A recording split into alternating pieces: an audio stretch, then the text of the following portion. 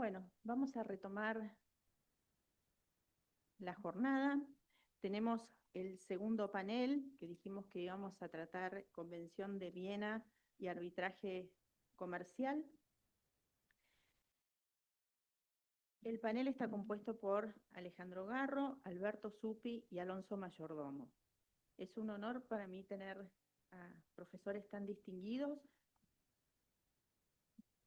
Está encendido teóricamente. Alejandro Garro, Alberto Zuppi y Alonso Mayordomo. Empezás vos, Alberto, la ponencia, luego Alejandro y en última instancia Alonso Mayordomo. Bueno, voy a presentar al profesor de la casa, Alberto Zuppi. Es abogado, experto en Derecho Penal Internacional, profesor invitado por la Universidad Carlos III de Madrid, la Universidad Externado de Colombia, profesor de posgrado en la Facultad de Derecho de la UBA, en la Universidad de Palermo, en la Universidad Kennedy y profesor de Derecho Internacional de la carrera de Abogacía en la Universidad del SEMA. Luego, Alejandro Garro es abogado, árbitro internacional, profesor adjunto de Derecho e investigador principal en la Escuela Parker de Derecho Extranjero y Comparado de la Facultad de Derecho de la Universidad de Columbia. También es profesor honorario de la Facultad de Derecho de la UBA. Y Alonso Mayordomo Castilla es abogado, counsel en el despacho Conway de Litigación y Arbitraje y dirige su oficina de Madrid. Tiene experiencia como árbitro, abogado de parte, secretario de tribunal. Ha trabajado en jurisdicciones de derecho civil y del sistema common law, tanto en Asia-Pacífico como en otros lugares, y con distintas reglas de ICC, PCA y procedimientos de regla de Cianumi. Bueno, empezamos entonces. Bueno, Sí, sí.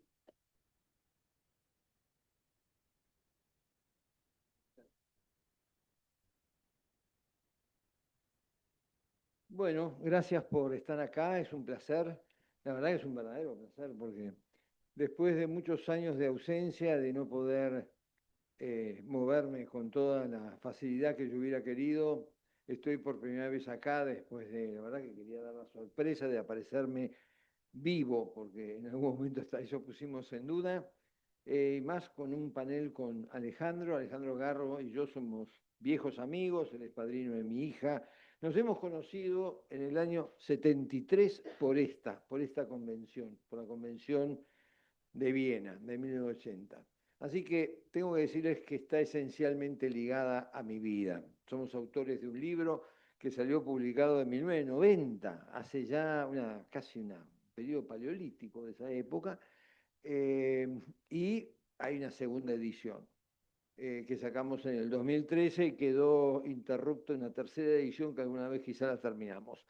Bueno, lo que quería contarles es esta convención de la cual voy a hablar, voy a hacer una pequeña introducción porque no sé cuán familiarizados están con ella.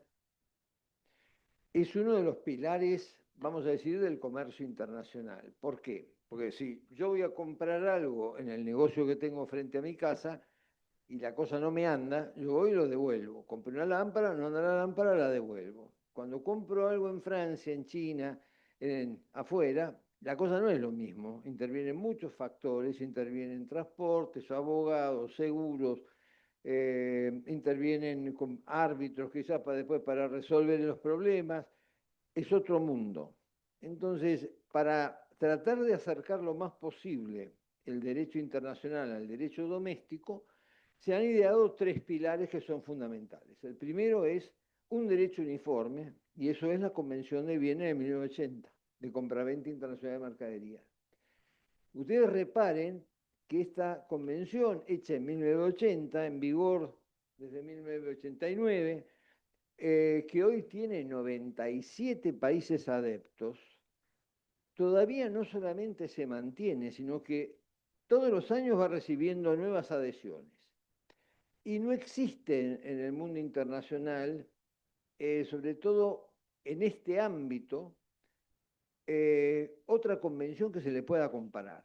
Ha tenido un éxito extraordinario, de lo cual voy a hablar por qué ese éxito ha sido, y que es un poco mi charla de hoy. Le decía que habían tres pilares. El primero es un derecho uniforme, el segundo son los Incoterms. Como ustedes saben, Incoterms es la abreviatura de International Commercial Terms. O sea, es los términos de derecho comercial internacional que permiten determinar con certitud absoluta dos cosas: cuándo se transfiere el riesgo de la mercadería y hasta dónde van los costos. Entonces, comprador y vendedor saben lo que pasa, tanto en transferencia de riesgos y tanto en cuánto tiene que pagar cada uno. Y el último pilar es el crédito documentado, que permite que el vendedor ponga la mercadería en el barco sabiendo que cobra y el comprador pague sabiendo que va a recibir lo que compró. Esos tres elementos han servido para hacer un derecho más accesible, sobre todo en el caso de compraventas a distancia, como es el caso de la compraventa internacional de mercaderías. Para lo cual se ha hecho, como decía, esta convención, que tiene una primera característica que la hizo muy especial, y es que es autoejecutable, self-executing. ¿Y qué significa un tratado autoejecutable? Significa que no precisa ser programada en derecho interno para ponerse en práctica. Entonces, cuando el Estado ratifica la Convención de Viena, automáticamente la Convención entra en vigor. Esto trajo algunas sorpresas. En 1990 me acuerdo que muchos venían a vernos y decían: mira, yo creí que hice un contrato, logré que se declarara el derecho aplicable del derecho argentino y ahora me entero que se aplica la Convención de Viena, porque es una cuestión de, ¿no es cierto?, especial a general, particular, posterior, anterior, todos los principios de derecho que hacían que se aplicara la Convención. Y es así, o sea, la condición de autoejecutable permite eso, en primer lugar. La circunstancia de que automáticamente la convención se aplica. Por supuesto que hay un artículo de la convención, el artículo 6, que permite excluirla en todo o en parte. Y acá es donde empiezan los problemas. Porque, ¿qué significa excluirla en todo o en parte? Hay cláusulas que no se pueden excluir. Las cláusulas diplomáticas de la convención no se pueden excluir. Eso es, quién es el país en donde está la secretaría, dónde se producen las ratificaciones, las reservas, eso no se puede excluir. Entonces todo no. Siempre va a ser una exclusión en parte. Uno puede excluir una parte de la convención, pero si un solo artículo de la convención se mantiene libre, o sea, se mantiene aplicable, entonces también entran a funcionar las reglas de interpretación de la convención. Te pido por favor que vos me regules el tiempo, porque yo no miré cuando empecé. Y esto es un tema muy especial y que es la razón del éxito de la convención. La convención habla en sánscrito jurídico, en gíglico, como diría Cortázar. Esto es un idioma que es desconocido, por supuesto. ¿Quiénes tenemos que dar la nota? Nosotros tenemos que dar la nota, los argentinos siempre damos la nota, hicimos el Código Civil y Comercial y ahora modificamos el Código Civil y Comercial para que el vocabulario del Código Civil y Comercial sea el mismo de la Convención. Y ahí la pifiamos. Porque, por ejemplo, el artículo 25 de la Convención, que habla del daño esencial, cuando uno le pregunta, o le preguntaba, a un jurista argentino qué significa daño esencial, tenía que ir a buscar alguna interpretación, porque esas voces no eran conocidas. Si lo mismo tenemos en inglés, es fundamental breach. Fundamental breach no aparece en ninguna parte. En francés se usa contravención esencial. Entonces yo decía, la primera vez que leí la convención, ¿y por qué no usaron en español contravención esencial? Así por lo menos los países latinos tenemos el mismo idioma. Porque justamente lo que no había que hacer era eso, que tengamos el mismo idioma. El artículo 7 de la convención, que habla de interpretación, dice: para interpretar esta convención hay que tener en cuenta su carácter internacional y tratar de uniformar la jurisprudencia. Y eso es lo que pasa. Eso es lo extraordinario de la Convención y lo exitoso de la Convención. Porque cuando un tribunal tiene que interpretar con carácter internacional, se saca de encima la camiseta local, que nosotros no tenemos muchos problemas. Pero, por ejemplo, todos los países del Common Law. Ustedes, yo les comenté que hay 97 países que son miembros de esta convención, que incluyen desde países árabes, Israel, China, el Japón, países del Common Law, países de derecho mixto y además los países de economía de derecho civil como Argentina. ¿Cómo es posible que países como Estados Unidos, China y Argentina puedan coincidir en un texto común? Bueno, eso es a través de compromisos, y los compromisos que se han hecho han llevado a que este sea un instrumento que es eficaz, que es importante, que es interesante, que no es difícil y que es justo. Esencialmente es justo. Cuando ustedes me torturan, me aprietan realmente y me dicen, no, no, pero confesá si no hay algún artículo, algo que favorece más una parte que la otra, tengo que reconocer que hay un artículo en la Convención que quizás favorece más a los países en desarrollo, porque es cuando el comprador tiene derecho a inspeccionar las mercaderías, esa inspección puede demorarse hasta que llega a su lugar de destino. Imagínense ustedes un pozo petrolífero que se prepara para instalarse en el Amazonas. Bueno, entonces no es revisada la mercadería cuando llega a Brasil, sino que tiene que llegar al Amazonas, al lugar donde va, y ahí se comprueba a ver si la mercadería sirve o no sirve. Y eso es extraordinario. Fuera de eso, las grandes joyas del Common Law, las reglas de, por ejemplo, Parole Evidence Rule, que es algo muy intraducible, pero que de alguna manera sería equivalente a decir cuándo podemos probar nosotros un contrato por testigos, que es vital en derecho del common law. Es una joya. De pronto, los propios jueces norteamericanos advierten que no podían usarlo. Para que se den una idea y un ejemplo, y creo que con esto tengo que terminar, ¿no? Hay un caso donde un argentino que está radicado en Miami compra cerámica a Italia. Él va a Italia y discute con los italianos y arregla con el jefe, con el gerente de la empresa, que el pago de la mercadería sea a los 90 días de recibida. Cuando se da el primer embarque, no estaría el gerente, no sé, pero estaban los otros miembros de la empresa y no estaban presentes en esa negociación.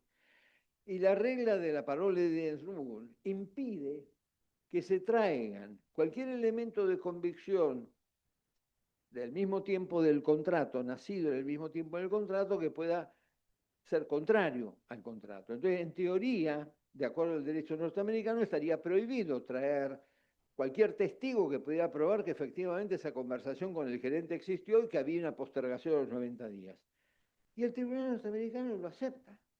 Acepta que, como se aplica la Convención de Viena, no se aplica la regla de la Parole Evidence Rule, y efectivamente él pudo probar que había un acuerdo que había pautado con el gerente de la empresa y que el pago se hacía a los 90 días. Eso es extraordinario. Y es un pequeño secreto de cómo esto ha funcionado tan bien que no hemos tenido necesidad de cambiarla, no hemos tenido necesidad de modificarla, no hubo necesidad de adaptarla, sino que se sigue aplicando. Hoy quizás lo ideal, como hablábamos el otro día en UBA con Alejandro, quizás lo ideal sería que se aplicara la Convención de Viena con quizás los principios de UNIDROA para completarla en todas aquellas cosas que la Convención no dice. La Convención reconoce que se aplican intereses en caso de deuda, pero no dice cuánto. Entonces hay 600 tipos diferentes mínimo. Hasta donde escribimos un artículo, habíamos contado 600 formas diferentes de contar interés. Ahora, en UNIDROA lo tienen esto más claro. Así que, bueno, este es un poco lo que quería decir. O sea, quería que tuvieran una pequeña introducción a la Convención de Viena y además que recurrieran a eso de dejar de lado la Convención. No se puede dejar de lado la Convención sino expresamente. No puede ser dejado explícitamente. Si yo digo, aplico el derecho francés, se debe aplicar la Convención de Viena. Si yo digo se aplica el derecho de Nueva York, se aplica la Convención de Viena. Si digo se aplica el derecho de Luisiana, ya la cosa es diferente porque Luisiana tiene código civil. Entonces ya evidentemente si busqué aplicar el derecho de Luisiana no estoy buscando la aplicación de la Convención de Viena. Si aplico en Montreal también, Montreal tiene código civil. Entonces ahí tenemos que tener algún cuidado. Pero en general es uniforme la interpretación que cuando se dice se aplica el derecho del país que es el del foro o el que sea aplicable, se aplica la Convención de Viena. Muchas gracias.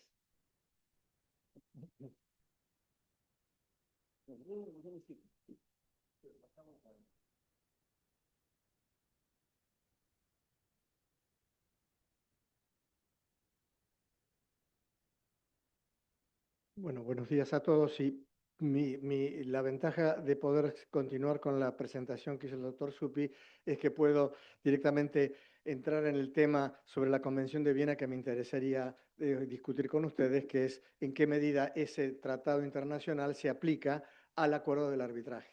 Como el tema que nos encargaron los organizadores es suficientemente amplio cuando habla de la Convención de Viena sobre compraventa y el arbitraje comercial, creo que ese es un punto controversial y que es muy interesante para tratar. Mi presentación viene después, y en estas séptimas jornadas de arbitraje, de una presentación de la Secretaria General de UNCITRAL, donde habla precisamente de la importancia de la tecnología en la interpretación, en la aplicación de los textos, y también me pareció muy interesante las presentaciones que tuvieron, no solamente sobre la inteligencia artificial, sino también acerca de todas las posibilidades que da la posibilidad de resolver conflictos, obviamente mediante sistemas virtuales, y el avance que se ha hecho con la consagración de la Convención de Singapur.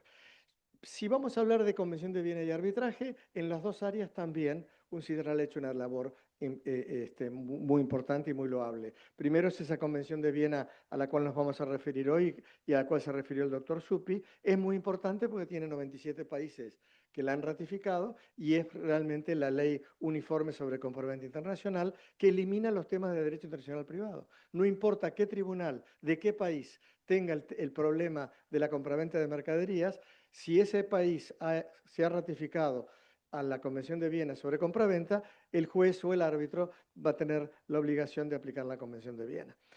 Creo que junto con esa Convención de Viena está el tema del arbitraje, que es la resolución de conflictos.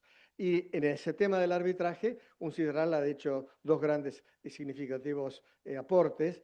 Una de ellos es, por supuesto, la Convención de Nueva York de 1958, que provee por la ejecución de los acuerdos de arbitraje y de los laudos arbitrales. Y después, por el otro lado, la Ley Modelo de UNCITRAL de 1985, que Argentina ha prácticamente copiado literalmente en la Ley sobre Arbitraje Comercial Internacional del año 2018.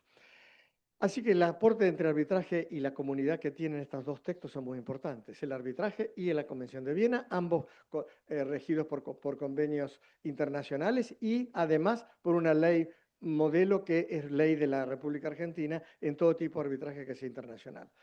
Sin embargo, cuando uno se pregunta qué tiene que ver el arbitraje con la Convención de Viena, el vínculo más importante es la cláusula arbitral, porque esa cláusula arbitral suele estar inmersa, incorporada a un contrato principal que puede o no ser de compraventa internacional y puede o no estar regido por la Convención, pero es muy frecuente que los casos que son internacionales, las partes, en cambio de someterse al tribunal de la contraparte, prefieran un sitio neutral como es el arbitraje. Y por lo tanto es muy común que la cuestión que se presenta y polémica es en qué medida esa cláusula de arbitraje debe estar interpretada o regida por la Convención de Viena cuando está inserta en ese contrato. Y bueno, creo que sobre ese tema es interesante porque la Convención de Viena sobre compraventa ni siquiera menciona el término arbitraje, excepto en dos disposiciones que habla sobre que el tribunal arbitral no puede dar un plazo de gracia cuando el vendedor o el comprador incumple su contrato. La palabra arbitraje no se utiliza para nada. Pero hay una superposición funcional entre lo que es la compraventa o un contrato de compraventa internacional y la decisión de las partes de que si hubiera algún conflicto, ese conflicto fuera resultado por el arbitraje. Ahora bien, es interesante cuando uno se pregunta, ¿puede la Convención de Viena regir la cláusula arbitral? El problema obviamente no se presenta si las partes han pactado expresamente que la validez del convenio arbitral será regido por la ley del país tal o por la Convención de Viena, porque la obligación del juez y la obligación del árbitro es aplicar la ley, el derecho que las partes han escogido. ¿Qué pasa cuando esta selección de derecho aplicable no se ha hecho de forma específica? Esto es mucho más común de lo que parece, porque realmente lo que las partes se preocupan es muchas veces determinar qué va a ser la ley o el derecho que rige el contrato, pero no se preocupan de determinar qué va a ser la ley o el derecho que rige la cláusula arbitral. Y la cláusula arbitral no es de la misma naturaleza que las restantes de las cláusulas del contrato de compraventa. Las cláusulas del contrato de compraventa van a regir, por lo general, cuáles son los derechos y obligaciones de las partes, del vendedor y del comprador. Pero cómo van a resolver una disputa en el caso de que ésta surja, generalmente las partes no suelen específicamente acordar el derecho aplicable. Y ahí es donde viene la gran controversia si la Convención de Viena, que tiene normas sobre cómo hay que interpretar un contrato, cuáles son los remedios si una parte lo incumple el contrato, qué formalidades tiene que tener ese contrato, si debe ser por escrito, no puede ser por escrito, y un montón de otras cuestiones, ¿cuál va a ser la ley que lo va a regir? Y no todas las leyes domésticas tienen las mismas respuestas a este tema acerca de la forma del arbitraje, acerca de la interpretación de la cláusula de arbitraje, etc. Y creo que entonces, cuando se ha presentado este problema, ustedes ven que hay una gran cantidad de litigios donde precisamente el tema de las partes a resolver es se cuestiona la validez de la cláusula arbitral, qué ley rige la validez de la cláusula arbitral. Si la cuestión fuera cuestión de validez relacionada con si el consentimiento fue perfectamente fue prestado sin error, sin dolo, sin violencia, esas son cuestiones de validez sustantiva que la misma Convención de Viena se encarga de excluir. Hay un artículo 4, párrafo primero, donde dice que la Convención de Viena no se aplica a la validez del contrato ni ninguna de sus cláusulas. Lo hace expresamente porque las partes no se ponían de acuerdo. Pero puede haber otras razones que puedan causar la invalidez del contrato, como puede ser la formalidad. Y sobre eso hay una respuesta muy clara de la Convención de Viena que dice que no importa el valor del contrato, siempre puede ser perfeccionada por cualquier medio de prueba y puede probarse por cualquier medio, inclusive testigos. Eso es incompatible con una gran cantidad, no todas, pero una gran cantidad de normas de arbitraje que exigen que para convencerse de que las partes renuncian al derecho a un juez, que esa cláusula debe ser hecha por escrito. También el tema de la interpretación de la cláusula arbitral es importante, porque muchas legislaciones tienen, como hablaba el doctor Suppi recién, los países del common law, esta parola evidence rule, que no les permite adjuntar medios de prueba extrínsecos al contrato, mientras que otros países esa cláusula, esa doctrina no la reconocen. Así que creo que hay más de una posibilidad de que esto que le estoy hablando yo acerca de la aplicabilidad de la Convención de Viena a la cláusula arbitral sea un tema práctico, sea un tema controvertido y un tema sobre el cual lamentablemente no hay una respuesta unánime por parte de todos los tribunales. Y como decía el doctor Supia, elogiando el alcance y la aceptabilidad que ha tenido la Convención de Viena, es cierto que ha tenido una gran aceptación, pero no podemos dar por sentado que todos los tribunales del mundo van a interpretarla de la misma manera. Por el contrario, lo que vemos es que en una gran parte de disposiciones de la Convención son interpretadas de manera diferente por tribunales de diferentes países. ¿Por qué? Porque cada juez o cada árbitro generalmente está acostumbrado y educado a un sistema jurídico y a pensar del derecho de una manera, y es muy difícil entonces que lo que puede interpretar o el alcance que le da una cláusula un juez chino sea la misma que le va a dar un juez de la Federación Rusa u otro de El Salvador. Son maneras muy diferentes de ver el derecho. Por supuesto que el Convenio de Viena dice que la interpretación debe ser hecha promoviendo su uniformidad, pero una cosa es lo que la ley dice y otra cosa es las posibilidades que pueda haber. Y por eso en el tema de la validez del convenio arbitral hay más de una teoría. Una teoría muy fuerte, muy importante, que también merece ser atendida, es la llamada teoría de la separabilidad o autonomía de la cláusula arbitral. Y la noción es la siguiente, que si las cláusulas de un contrato suelen dar derechos a las partes, la cláusula de resolución de conflictos, ya sea la selección de un tribunal judicial o la de un arbitraje, son cláusulas que no se refieren a los derechos de las partes, sino a cómo se va a resolver la disputa en el caso que surja. Y en este tema es interesante la doctrina de la separabilidad, que la voy a leer porque es muy simple y para la mayoría puede ser muy comprensiva, pero es un principio de derecho arbitral que ha sido recibido por la mayoría de los países y, por cierto, por la ley modelo de UNCITRAL. Es el artículo 35 de la ley argentina sobre arbitraje comercial internacional, que reproduce la de Viena. Y tiene dos párrafos que son importantes. La primera les dice que el tribunal arbitral estará facultado para decidir acerca de su propia competencia, incluso sobre excepciones relativas a la existencia o validez del acuerdo de arbitraje. El segundo párrafo le dice, a ese efecto, una cláusula compromisoria que forme parte de un contrato se considerará como un acuerdo independiente de las demás estipulaciones del contrato. Esta disposición, reconocida en la mayoría de las legislaciones, tiene generalmente un objetivo, y de ahí la palabra a ese efecto, y es no impedir de que una de las partes invoque la nulidad del contrato para sacar el tema de la competencia de los árbitros. Si las partes pactaron el arbitraje, lo que esta disposición está haciendo es ficticiamente decir, no se considera exactamente el contrato, las disposiciones del contrato principal y la de resolución de conflictos no son lo mismo. Y puede aplicarse una ley diferente. Y el hecho que una parte impugne la validez del convenio no lo saca de la validez de la cláusula arbitral. Entonces, la situación que se presenta muy común, como les decía, es que como las partes no pactan el derecho aplicable a la cláusula de arbitral, se presenta el tema, si el contrato se rige por la Convención de Viena, ¿puede esa Convención de Viena aplicarse a la cláusula? Bueno, había una resolución de la Suprema Corte del Reino Unido en el año 2012, donde decía que si las partes habían pactado para el mérito de la cuestión, para el contrato de compraventa, una ley determinada, esa misma ley se aplica a la cláusula de arbitraje. O se presume que las partes quieren aplicarla. Otra teoría que también es aplicada por otros dice no, porque las partes escogieron el arbitraje, y si escogieron el arbitraje y una sede para el arbitraje, es porque están buscando una decisión neutral. Por lo tanto, el tema que debe decidir la validez del convenio arbitral no es la misma ley que rige al contrato en general, es la ley de la sede del arbitraje, del lugar donde las partes han escogido.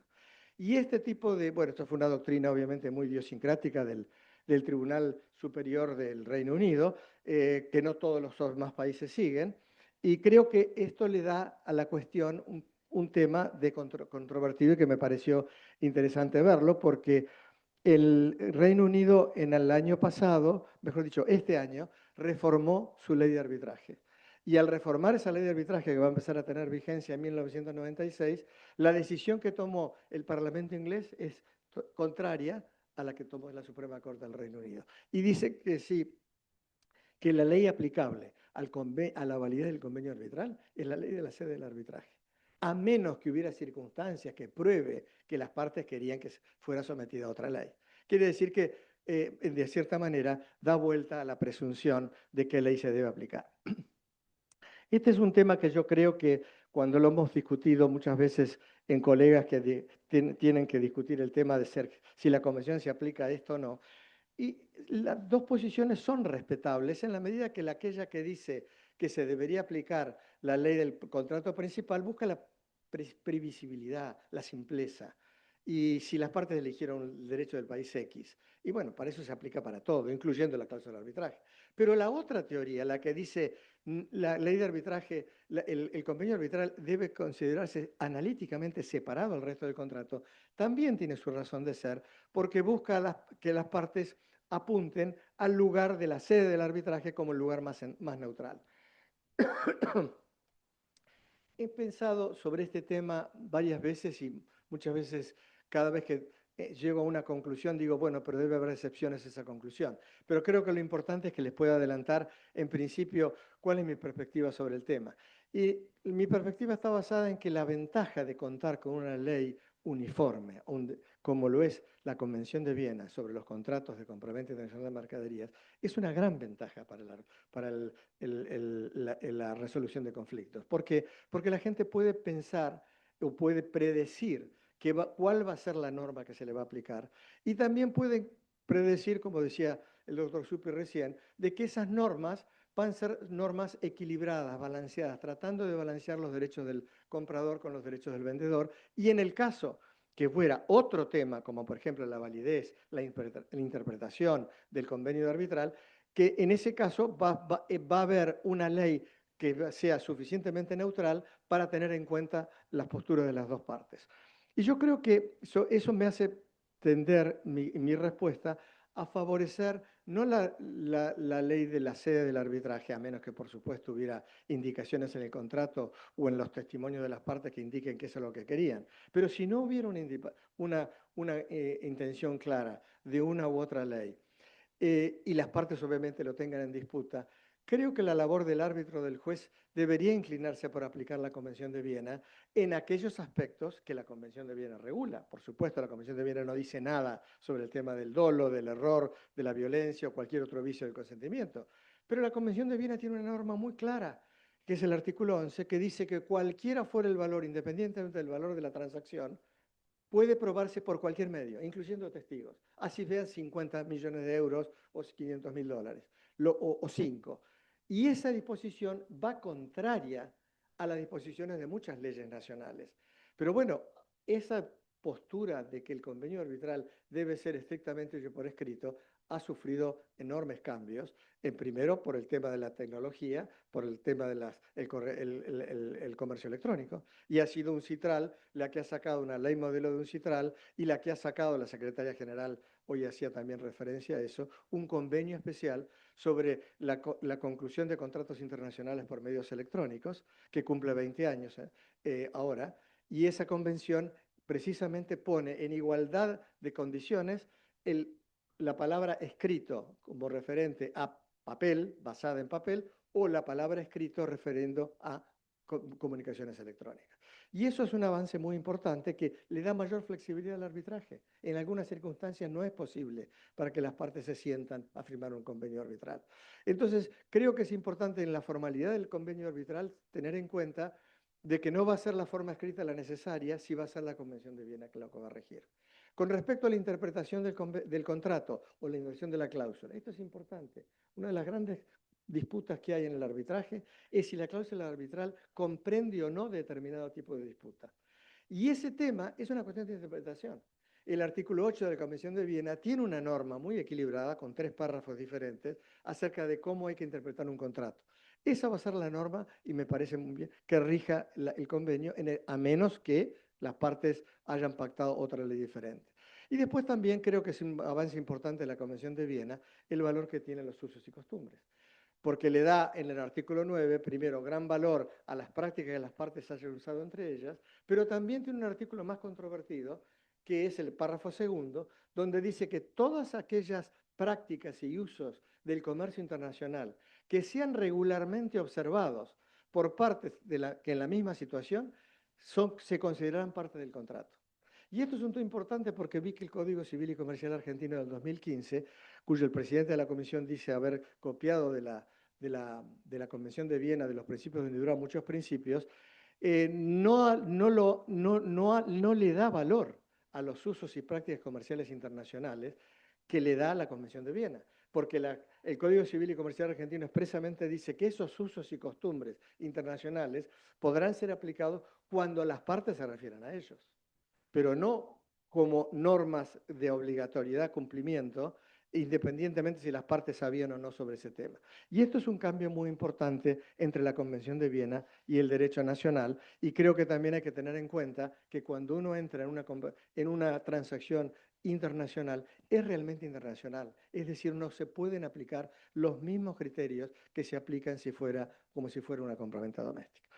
Así que mi conclusión, en definitiva, es de que en principio la Convención de Viena, que es un gran aporte a la uniformidad, a la armonización del derecho de la compraventa internacional, también es un gran aporte a la resolución de conflictos, porque va a complementar aspectos del derecho contractual que va a corroborar o la validez o la invalidez de la cláusula de arbitraje. Y creo que esto no es un punto menor, porque en todo tipo de transacciones y operaciones el tema importante es ponerse de acuerdo con respecto a los temas básicos, precio, descripción de la cosa, etcétera. Pero también los buenos abogados van a tener el tino de poder decirle a las partes, si llegara a existir una disputa, a este tribunal van a tener que ir y este va a ser el derecho que se va a aplicar. Muchas gracias.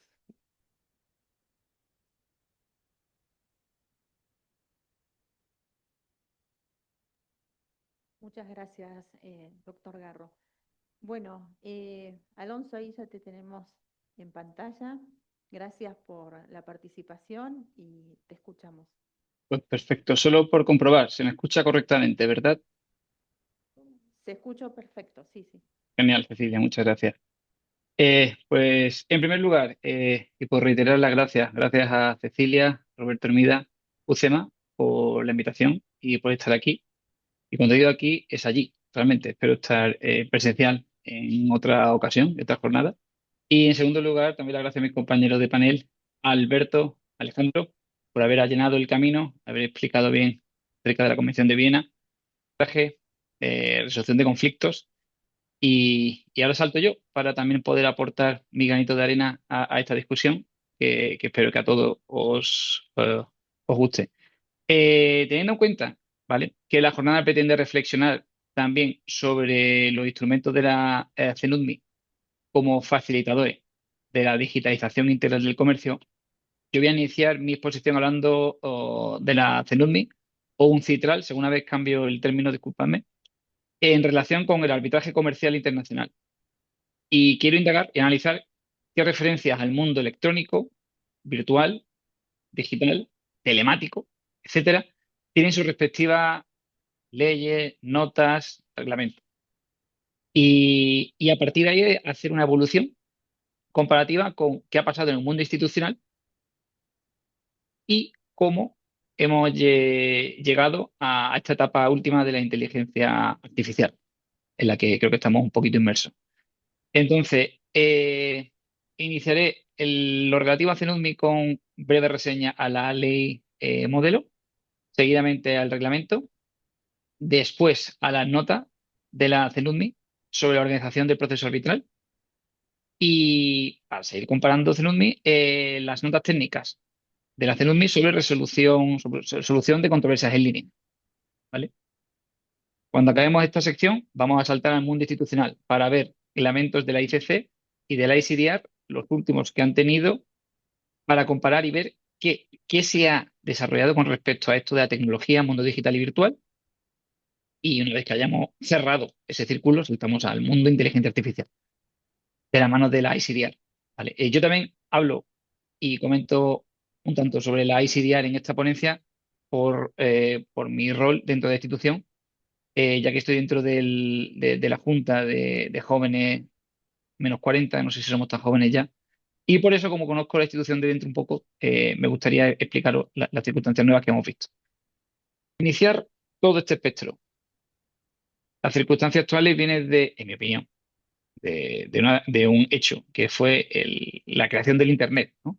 En los años 70 y 80 el Internet estaba a disposición de universidades y centros de investigación solo, y en Estados Unidos, y llega a la población civil en los 90, masivamente en los 2000. Yo recuerdo incluso en mi casa cuando se pone esa línea telefónica que no permitía ya a mi madre llamar a mi tía porque estaba alguien jugando a diferentes videojuegos, ¿no?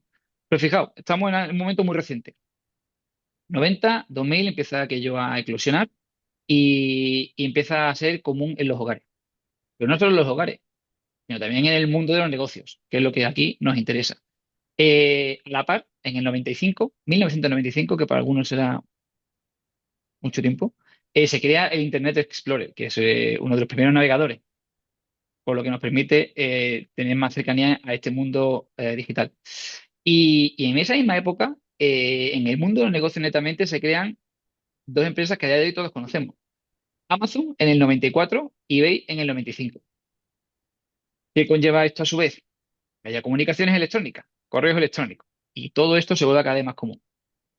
Dicho lo cual, y habiendo hecho un pequeño repaso sobre los inicios del Internet y cuando empieza a crecer, vamos a ver un poco la ley modelo UNCITRAL, TENUDMI, que decía en su momento, y vamos a hablar de la enmienda ya, de la que tiene enmendada en el 2006. Pues poquito, poquito. En el artículo 7.4 habla de comunicación electrónica y mensaje de datos. Y ojo, define lo que son los mensajes de datos, para hacer referencia al acuerdo de arbitraje y a los requisitos de forma de este.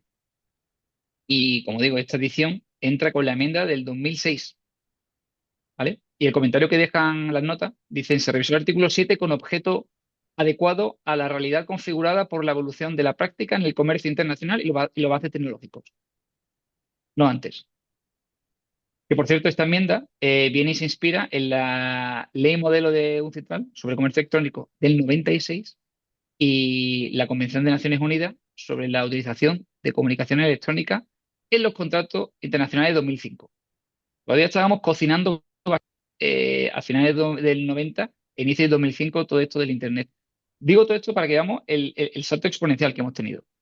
Reglamento UNCITRAL son del 76 y se revisan significativamente en el 2010 y con enmiendas también en el 2013 y 2021. Poca cosa también encontramos. Se encuentra la palabra electrónico en el artículo 2 y en el artículo 28 se habla sobre la audiencia y se dice que el tribunal arbitral podrá disponer que los testigos, incluidos los peritos, sean interrogados por algún medio de comunicación que no haga necesaria su presencia física en la audiencia, como la videoconferencia. Las novedades del momento. 2016, las notas de la CENUDMI sobre la organización del proceso arbitral. Pues la nota número 7, dentro de medios de comunicación, se habla sobre medios electrónicos de comunicación. Ya hablamos 2016. Fijaos. En la nota número 10 se habla sobre detalles prácticos relativos a la forma y modalidades para la presentación de escritos. Pues fíjese, se lee lo siguiente: la forma en que se presentarán los escritos, por ejemplo, como copia impresa, como documento electrónico o mediante una plataforma común, etcétera. De nuevo, documento electrónico, pero hay poquitas referencias. Yo he contabilizado la tercera que viene en la nota 16. Es decir, nota 7, nota 10, nota 16, poquito. ¿Y qué pretende todo esto? Pues estas notas querían dar un marco de trabajo y práctica para abrazar las que en su momento eran nuevas tecnologías. 2016. En el 2017 la CENUDMI emite las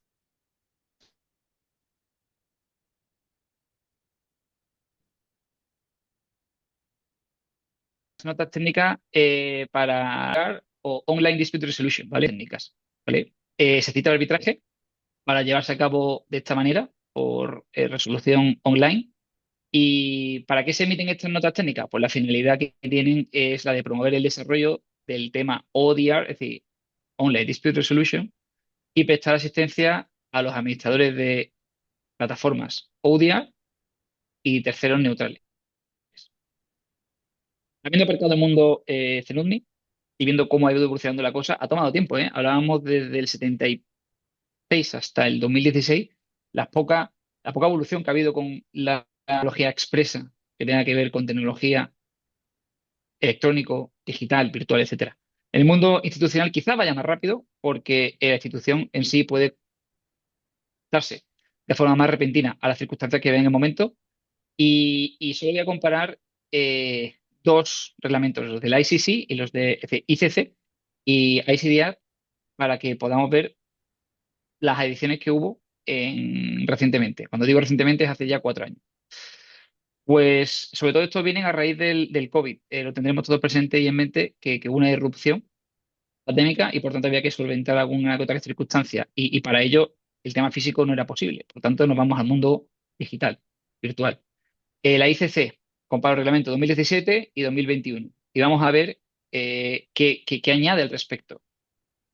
Artículo 26, audiencias. Y aquí se le da poder en el 2021 al tribunal, después de escuchar a las partes, de poder conducir la audiencia de forma remota, por videoconferencia, si las circunstancias de caso así lo requieren. Y la ICDR, comparamos el reglamento 2014 y 2021, y lo nuevo del 2021 es lo siguiente: dentro del marco de tecnología, digitalización y virtualidad. Pues, por un lado, remite a las partes y al tribunal a que discutan los temas de ciberseguridad, privacidad y protección de datos que puedan surgir en relación con la audiencia. Lo viene en el artículo 22.3.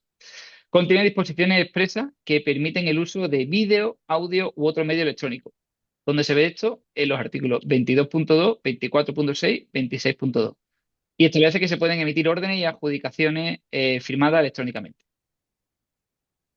32.4, ¿vale? Estamos viendo cómo ya hay otro movimiento a nivel institucional en su reglamento para aceptar el mundo digital o incluso dar poderes a quienes emiten laudos, órdenes, que se puedan hacer de forma electrónica. Una evolución, pero llevamos al 2.0 de esta historia, que es el salto al nuevo mundo, un poco, que se tiene que ver bastante con el 2003 en adelante, diría yo. Pero por poner un poco de contexto y hablando de la ICDR, desde el año 2000 empieza la ICDR a trabajar viendo el futuro en lo que viene siendo el Online Case Management. Ya vemos que las demás instituciones pues tienen eso, una plataforma en la que se puede alojar documentación, presentar escritos, etcétera, y de esa forma están las partes interconectadas. Y en el año 2000, y desde entonces en esa década, empiezan a desarrollarse de esa manera en la ICDR. Digo esto para tener en consideración la consideración que ha tenido la ICDR con respecto a la tecnología y al mundo digital. Ya saltando 2 décadas, nos vamos al 2020, se publican por la AAA ICDR la guía de buenas prácticas para temas de ciberseguridad. Esto es una respuesta a la absoluta digitalización que en cuestión de días o semanas, 2020, COVID, el mundo ADR y el mundo arbitraje había tomado. En el 2021, la ICDR pide a los usuarios que estimen medidas necesarias en aspectos relativos a la ciberseguridad, privacidad y protección de datos, por tal de tener un nivel de compliance adecuado en todos los casos. En el 2023 ya salta la ICDR a hablar con su AAA y estándares para inteligencia artificial en ADR. Y primeros comentarios éticos sobre el uso de la IA. En el 24 se publica una guía para los árbitros del uso de la inteligencia artificial. Todo esto con el objetivo de establecer parámetros de equidad, privacidad, transparencia o adaptabilidad. Pero vemos que en cuestión de 1 o 2 años, las guías, las guidelines se empiezan a desarrollar en sobremanera. Y a mí lo que más interesa es que en 2025 se integran herramientas de IA y de IA generativa en la ICDR, permitiendo generar, entre otras, una herramienta que te sirve para búsqueda de panelistas, por ejemplo.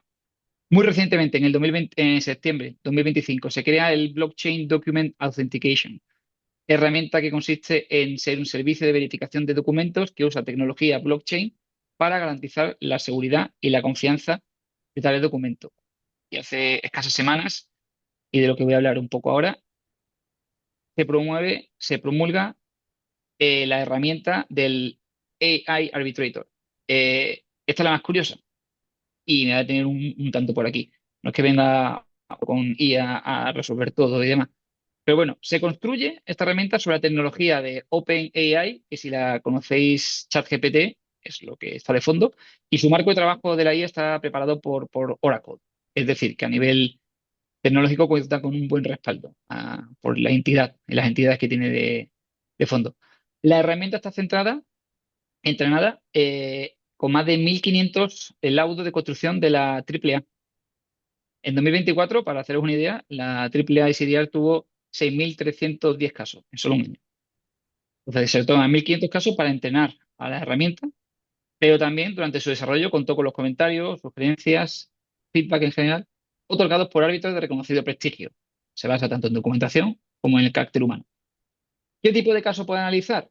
Me diréis ahora, pues se orienta casos, como sabréis, de construcción, basado únicamente en documentos, sin audiencia, con testigos, sin declaraciones orales. Es un tipo de casuística muy específica, ¿vale? ¿Cómo funciona la IA? ¿Qué pasos se siguen en este procedimiento? Pues en primer lugar, las partes suben su escrito a la plataforma. Ambas partes, ¿vale? Reclamación, contestación, pruebas documentales, etcétera. El Arbitrator AI revisa los escritos y redacta unos resúmenes, los cuales manda a las partes de vuelta. Las partes revisan ahora dichos resúmenes compartidos por la IA y le añaden comentarios o sugerencias. La documentación comentada vuelve de nuevo a la IA. La IA genera un borrador de laudo en base a toda la información que hasta ahora se ha compartido con la herramienta. Y este borrador de laudo es compartido con un árbitro humano. Este árbitro humano revisa el borrador del laudo de la IA y tras su análisis valida o no y da el visto bueno final al laudo. Esto es lo que se denomina como modelo Human in the Loop, que el paso depende al fin y al cabo, el último paso depende al fin y al cabo de la acción humana. Como veis, siempre hay un cross-check en este caso. Con todo esto se pretende que la IA aporte velocidad y escalabilidad junto con la interacción humana, que otorgaría pues responsabilidad al procedimiento. De modo general, esta es la herramienta que se ha sacado hace un mes. Si me preguntáis cómo trabaja, cómo actúa, no os puedo decir mucho. No de primera mano, pero obviamente estaré al tanto de cómo se va desarrollando y qué partes están de acuerdo en solventar sus disputas a través de la misma. Pero, ¿qué pretende lograr? Pues mayor eficiencia. La estimación es que reduciría el tiempo necesario para resolver disputas, este tipo de disputas, entre un 20 y un 35% del tiempo.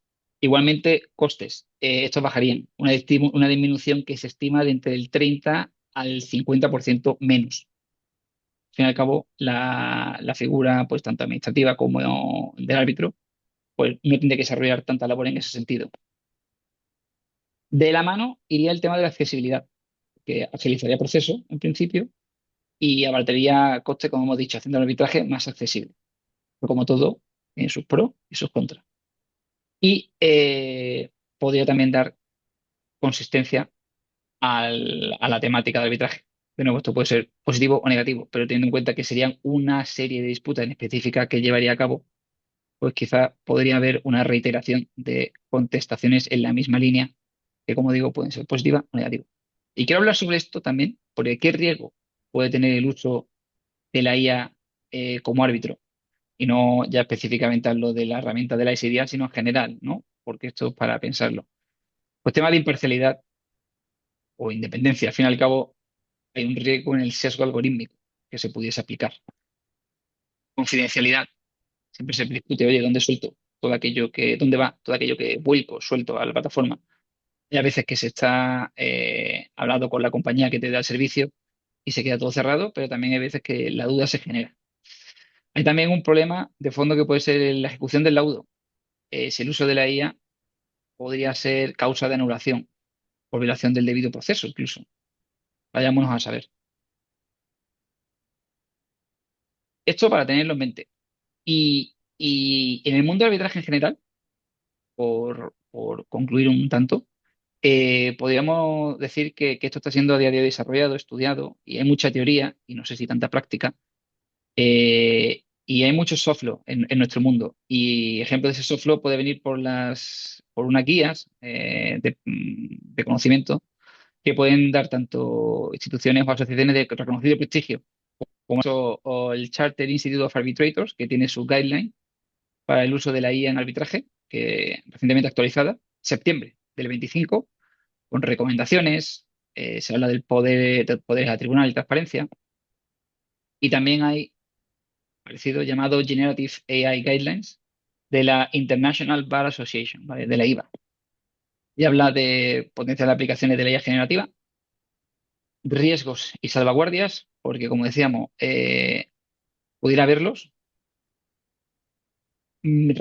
opciones de mitigación de estos posibles errores, transparencia a llevar a cabo para preservar la integridad del proceso y, y bueno, son circunstancias que hay que tener en cuenta porque es un mundo en el que nos adentramos de lleno.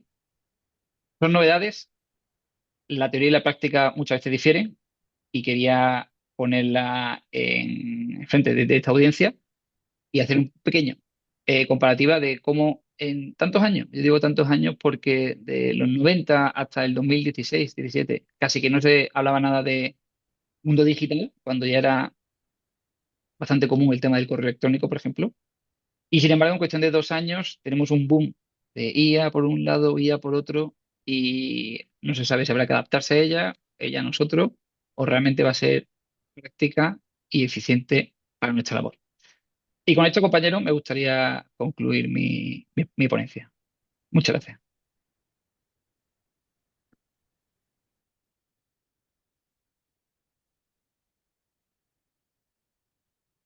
Muchas gracias, Alonso. Muy interesante la presentación. Bueno, yo no sé si tenemos preguntas. Roberto, si querés hacer una intervención.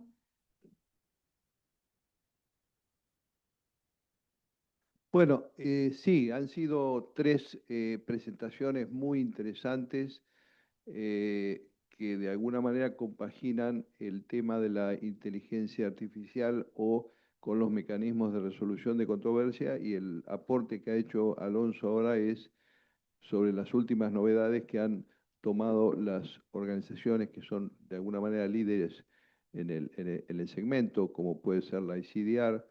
Me gustaría realmente, lo dijiste en forma bastante rápida, cómo es este mecanismo, brevemente, una síntesis de cómo es el mecanismo que utiliza digamos, el modelo de ICDR en materia de inteligencia artificial. Se trata de casos en los cuales no hay testigos, no hay audiencias, solamente son documentales, se resuelven documentalmente. Eso es lo que no llegué a entender. Sí, Roberto, efectivamente, son casos que para ser presentados en esta plataforma, obviamente requieren el consentimiento de las partes, pero tienen que ser casos muy estrechos, que sea básicamente de documentación y análisis de la misma, porque lo que se hace aquí es que la herramienta, que como decimos que está entrenada y formada sobre la base de más de 1500 laudos de construcción y el feedback de árbitros de reconocido prestigio, reciba la documentación de ambas partes y con respecto a ella estructure el caso, resuma, limpie lo que considere oportuno y de ahí va de vuelta ese resumen de la IA a las partes para que éstas den el visto bueno. Estas pueden hacer comentarios, una adición, o sea, al fin y al cabo, el poder de poder modificar o no el caso va a residir en ella. Pero después siempre va de vuelta a la IA, ¿vale? Ahora, la casuística es esa, casos que no requieran audiencias y casos que sean de circunstancias directas. Por ahora, no sabemos, Roberto, si en el futuro se desarrollarán más herramientas al respecto que permitan abrazar otros casos con otras entidades, pero la intención entiendo que puede ser un poco, yo hablo por mí mismo, sin haberlo hablado antes con mis compañeros de institución, que sea para solventar problemas rápidos de pay now, argue later, muy del mundo anglosajón, y con este modelo poder sacar resoluciones rápidas, siempre con la supervisión humana, tanto por parte de las partes como del árbitro final que daría el visto bueno al borrador del laudo que la herramienta emitiría. Es decir, las partes tienen derecho a rebatir esa conclusión de Sí, la inteligencia artificial. la conclusión no, tienen derecho a rebatir, por decirlo así, el segundo paso, es decir, de primeras, las partes presentan sus escritos y documentación pertinente, la IA lo estudia y manda un resumen, por decirlo así, de vuelta a las partes. Estas partes ven el resumen que se ha hecho con respecto a la documentación que previamente habían aportado y si están de acuerdo o no, pues pueden hacer un comentario. Y esos comentarios vuelven de nuevo a la IA, que ya los toma en consideración y monta un borrador de un laudo que se emite para que un árbitro lo revise y lo valide, ¿vale? Pero sí que durante todo el procedimiento, las partes, bueno, en los pasos que acabo de comentar, las partes tienen el poder de dar su visto o su comentario con respecto a lo que la herramienta haya formado. Sí, ese es el modelo mixto del que hablaba hoy Sí, Francisco, es precisamente la intervención de la cosa con el humano, ¿no? exacto, sí. Yo creo que Eh, eso en- se está perfeccionando, veo que cada vez más, ¿no? efectivamente, es un término, en inglés el término que se utiliza es human in the loop y creo que va a ser esa ecuación bastante recurrente para intentar solventar esta circunstancia. Bueno, Leí, has traído una novedad muy interesante que creo que, bueno, ha sido bien aprovechada. Bueno, les Lo quiero podéis ver, comentar. perdonadme, lo podéis ver mejor en la web, por si queréis más datos. Es como en inglés, AI Arbitrator, dentro de Ok. la institución, y ahí tendrán más información, porque como digo, es totalmente es nuevo, tiene escasas semanas de vida y sentido libre de echar un vistazo y estudiar el producto. Pues les sí, quiero comentar a todos Roberto, los que están. lo que es interesante también es que esta tecnología de IA todavía está en una etapa incipiente, aunque a nosotros nos parezca algo de una evolución bastante importante, ¿no? Entonces, ¿a dónde nos llevará todo esto, toda esta cuestión de la evolución? Está muy bueno. Lo que quiero mencionar a los que están viendo en forma remota o los que están, o sea, que esta jornada va a ser grabada y va a ser subida a YouTube para poder revisarla y, digamos, con más detenimiento para los que quieran hacerlo. Nosotros nos vamos a encargar, además, mucha gente ya me ha escrito diciéndome, no llegué a tiempo, no me escribí, qué sé yo, y está grabada, me preguntan, y bueno, estoy haciendo una respuesta en general de que va a haber una grabación que se va a subir a YouTube y que vamos a pasar el link para que se pueda Sí, revisar. sí, una de las cosas que vamos a hacer es dividir los paneles, ya los hablamos, pues si no queda una grabación muy larga. Alejandro, sí, por favor. También, Alonso, ¿se puede escuchar? Te escucho perfecto, te he escuchado bien antes, ¿eh? Bueno, en primer lugar, agradecerte tu presentación. Me pareció que se complementó muy bien con la presentación de nuestro colega mexicano de hoy, Francisco González de Cosío. Y quería preguntarte con respecto a esta presentación de la cantidad de soft law guías y orientaciones que se nos está dando para hacer el mejor uso de la inteligencia artificial. Él, Francisco, raramente tomaba posturas extremas, todo estaba matizado, pero si hay un punto que fue muy categórico, es la noción o el postulado de que la inteligencia artificial no puede motivar, no puede dar razones para un lado. Lo que tú nos hablaste, evidentemente no era una cuestión de motivar porque se utilizaba con provecho la inteligencia artificial, pero se daba a las partes la oportunidad de comentar. Y la decisión final la va a dar el árbitro, obviamente. En ese caso, no, el que está motivando es el árbitro. Lo que el árbitro está haciendo es un muy buen uso de la inteligencia artificial. Quería preguntarte, Alonso, de tu punto de vista, este tema deontológico, ético, que podría desencadenar la nulidad de un laudo o la negativa a que se ejecute o se reconozca, ¿en qué medida es un tema que tú te ha preocupado o que has visto que hay estándares que no son muy claros sobre este tema? Sí, totalmente de acuerdo. Y porque considero que no hay un estándar a día de hoy claro que creo que se va desarrollando con la práctica. Sí, no quiero hacer un paralelismo, pero por si sirve. También hubo en su momento el inicio del arbitraje con el tema del secretario de tribunal. Mucha discusión sobre hasta qué punto puede un secretario de tribunal escribir una cosa o la otra, pero bueno, si al final estaba siendo revisado por un árbitro que daba su consentimiento, se ha entendido en la última oleada de comentarios que el secretario podía escribir más o menos el laudo, siempre y cuando, como digo, estuviese el árbitro encima. Que con la IA puede ser, haciendo, repito, un paralelismo rápido, que lleguemos a una cosa parecida. Pero claro, ¿hasta qué punto, no? Si alguien, yo entiendo el conflicto de decir, oye, estás cobrando X, pues estás cobrando X, y de repente adquieres una herramienta que te permite resumir todo, volcarte la información de X manera y dejártelo limpito y redondo el laudo para que tú solo tengas que revisarlo y firmarlo. Entiendo que hay una discusión ahí bastante seria que en algún momento dado tendremos que afrontarla de tú a tú, cuando netamente el trabajo lo realiza una herramienta. Quizás eso sirva para hacer un arbitraje a otra escala, porque considero que arbitrajes hay muchos y no todos son de X millones para X circunstancias y con X responsabilidades.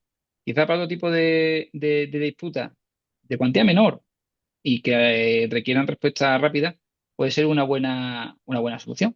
Pero si quisiésemos aplicar ese criterio, quizás al arbitraje de mayor escala, vámonos a un arbitraje de inversión.